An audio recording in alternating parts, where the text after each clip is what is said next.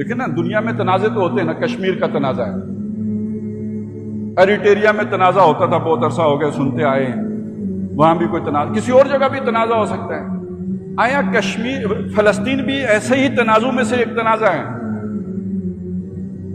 تو بات اچھی طرح سمجھ لیجئے، یہ ایسا تنازع نہیں ہے۔ یہ جو علاقہ ہے یہ اللہ کا خاص علاقہ ہے، جیسے بیت اللہ ہے نا، حدود حرم ہے، حدود حرم کے اندر کی زمین باقی دنیا کی زمین کی طرح نہیں ہے۔ آپ مانتے ہیں نا یہ بات؟ ایمان ہے نا آپ کا اس بات کے اوپر؟ یہ اللہ کا مرکز ہے دنیا میں توحید کا، اور دوسرا بڑا مرکز کہاں پہ ہے توحید کا؟ یہ ابراہیم علیہ السلام نے یہ دو مراکز بنائے تھے نا، ایک حجاز میں اور دوسرا فلسطین میں۔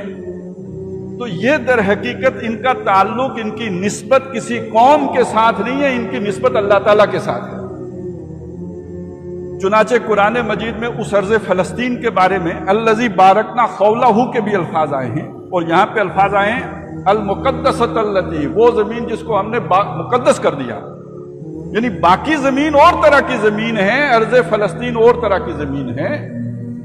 سورہ بنی اسرائیل کے شروع میں فرمایا سبحان الذی اسریٰ بعبدہ لیلا من المسجد الحرام الی المسجد الاقصی الذی بارکنا حولہ، وہ زمین کے جس کے ماحول کو ہم نے بابرکت بنایا۔ یہ عام زمین نہیں ہے۔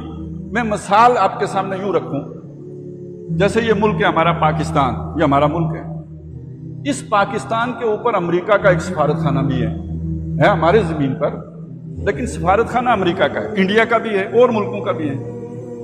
زمین ہماری ہے، لیکن جو زمین ہم نے سفارت خانے کو دے دی وہ حصہ وہاں پہ قانون کس کا نافذ ہوگا؟ امریکہ کا۔ وہ ہمارا قانون نہیں نافذ ہوگا وہاں پہ۔ جب ایک آدمی ہمارا مجرم امریکی سفارت خانے کے دروازے سے اندر چلا جائے گا، گویا وہ امریکہ پہنچ گیا ہے۔ اب امریکی سفیر کی مرضی ہمارے حوالے کرے یا اسے امریکہ بھیج دے، ہم اسے نہیں، اس پر ہمارا حکم نہیں لاگو ہوگا جب تک کہ وہ ہماری زمین پر دوبارہ قدم نہیں رکھے گا۔ اسی طرح سمجھ لیجئے بیت اللہ شریف ہو یا بیت المقدس ہو، یہ اللہ کے سفارت خانے ہیں زمین کے اوپر، یہ توحید کے مراکز ہیں، یہ اللہ کے گھر ہیں، اور اللہ کے یہ گھر الاٹ ہوں گے اللہ کے نمائندے کو، اللہ کے سفیر کو۔ اور اللہ کا آخری سفیر کون ہے؟ موسیٰ علیہ السلام یا عیسیٰ علیہ السلام یا محمد الرسول اللہ صلی اللہ علیہ وسلم؟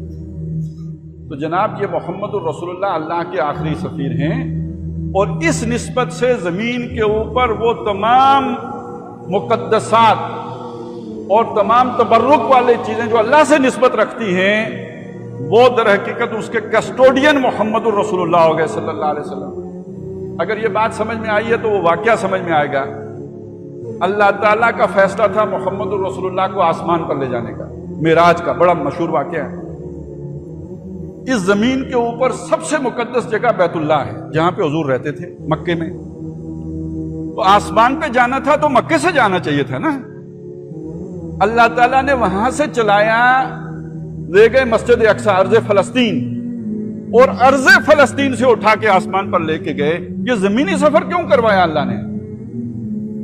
سورہ بنی اسرائیل میں آسمانی سفر کا ذکر ہی نہیں ہے، جو اللہ نے ذکر کیا وہ زمینی سفر کا ذکر کیا۔ سبحان الذی اسریٰ بعبدہ لیلا من المسجد الحرام الی المسجد الاقصی۔ یہ مسجد اقصی کہاں ہے؟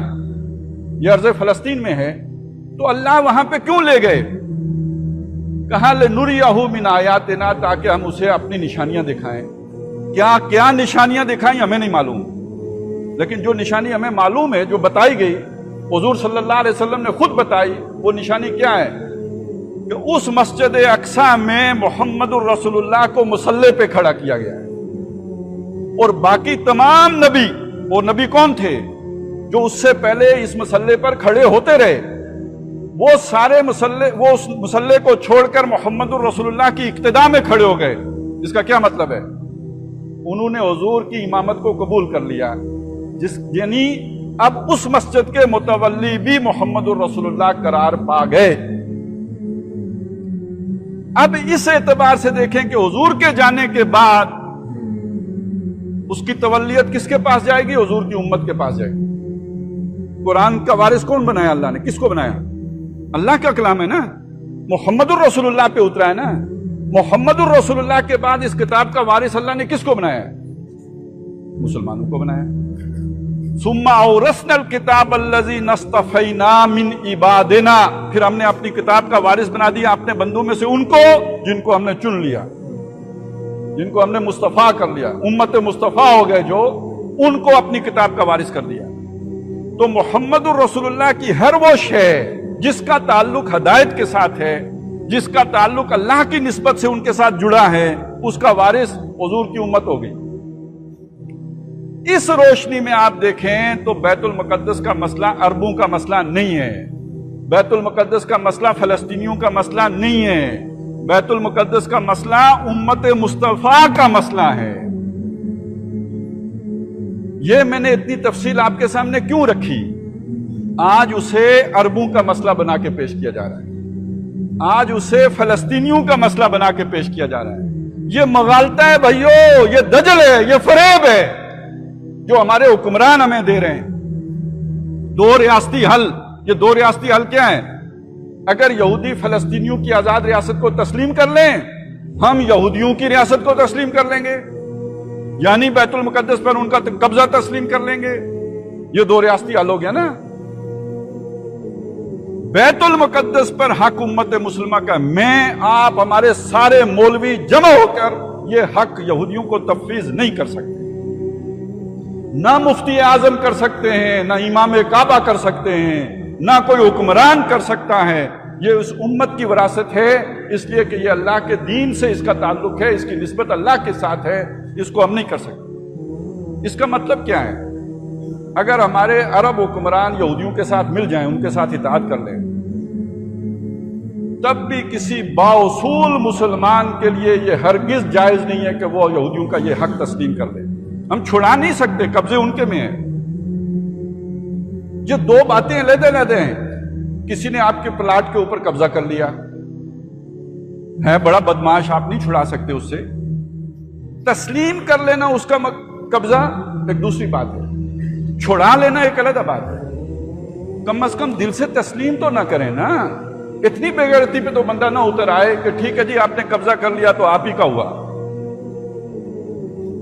एक जिसे कहते हैं कम से कम अंदर कोई थोड़ा बहुत एहतिजाज हो, कोई गैरत ईमानी हो, जिसे कहा गया ना कि आपने कोई बुराई देखी तो कम तरीन दर्जा यह है कि दिल में उसे बुरा जाने, ये कम तरीन दर्जा है। तो अगर यहूदियों ने कब्जा कर लिया तो उसे तस्लीम करने का मतलब यह है कि मैं दिल से राजी हो गया हूं, आपका कब्जा मुझे तस्लीम है। ये तो फिर ईमान आखिरी दर्जे से भी खत्म हो गया। वलैसा वरा ज़ालिका मिनल ईमान हब्बत खरदल, फिर तो अब राई के दाने के बराबर भी बाकी नहीं रहा। तो ये बात समझ लीजिए, ये अपने लोगों को भी समझाने की जरूरत है। सऊदी अरब तस्लीम करता है तो करे, शाम करता है तो करे, अरब अमारात करते हैं तो करें। ये मुल्क जो बना इस्लाम के नाम पर है, इस मुल्क के हुक्मरानों को फलस्तीन को तस्लीम नहीं करना चाहिए, और खासतौर पर फलस्तीन को पर कब्जा यहूदियों का तस्लीम नहीं करना चाहिए।